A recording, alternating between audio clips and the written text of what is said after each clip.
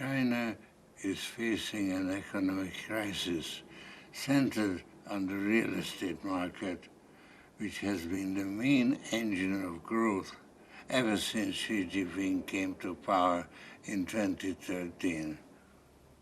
The model on which the real estate boom is based is unsustainable. People buying apartments have to start paying for them even before they are built. So the system is based on credit. Local governments derive the bulk of their revenues from selling land at ever-rising prices. Eventually, prices had to rise beyond the level ordinary people could afford. That happened in the middle of 2021.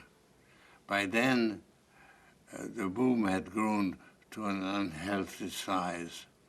It accounted for nearly 30% of the economy, and it was eating up an ever-increasing amount of credit. After accelerating gradually, the property boom ended with a bang. Residential land prices in June 2021 were more than 30% higher than they had been the year before. The authorities tried to slow down the pace and ordered banks not to increase lending for residential real estate. The directive had the opposite effect from what was intended. It made it difficult for the largest and most leveraged developer, Evergrande, to meet its obligations. Subcontractors who didn't get paid stopped working, and people who had bought apartments started to worry that they may never receive the homes they were paying for. When the main selling season started in September, there were many more sellers than buyers. For a while, there were hardly any transactions at the advertised prices. But today, prices for both land and apartments are starting to fall. This will turn many of those who invested the bulk of their savings in real estate against Xi Jinping.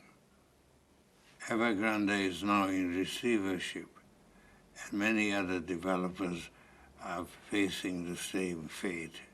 The creditors of Evergrande started fighting to improve their position in receiving bankruptcy distributions. The courts took charge, and their first move was to protect the subcontractors, who employ some 70 million migrant workers. It remains to be seen how the authorities will handle the crisis. They may have postponed dealing with it for too long because people's confidence has now been shaken. Xi Jinping has many tools available to re-establish confidence. The question is whether he will use them properly. In my opinion, the second quarter of 2022 will show whether he has succeeded. The current situation doesn't look promising for Xi. Closely related to real estate, China also has a serious demographic problem. The birth rate is much lower than the published figures indicate. Experts calculate that the actual population is about 130 million lower than the official figure of 1.4 billion. This is not widely known, but it will aggravate the real estate crisis, produce labor shortages, fiscal strain, and a slowdown in the economy. Xi Jinping has also encountered serious problems with vaccines.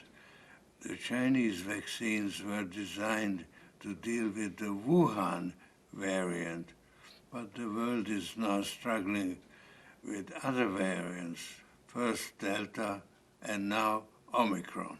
Xi Jinping couldn't possibly admit this while he is waiting to be appointed for a third term. He is hiding it from the Chinese people as a guilty secret.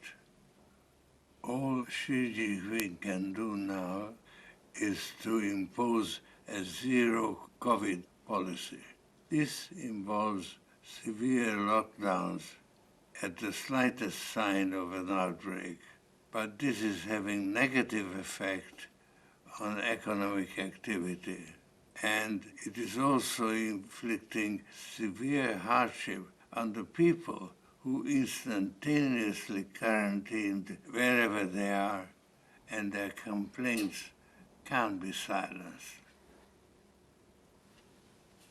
Omicron threatens to be Xi Jinping's undoing. It is much more infectious than any previous variant, although it's much less harmful to those who have been properly vaccinated. But Chinese people have only been vaccinated against the Wuhan variant, and Xi Jinping's guilty secret is bound to be revealed either during the Winter Olympics or soon thereafter.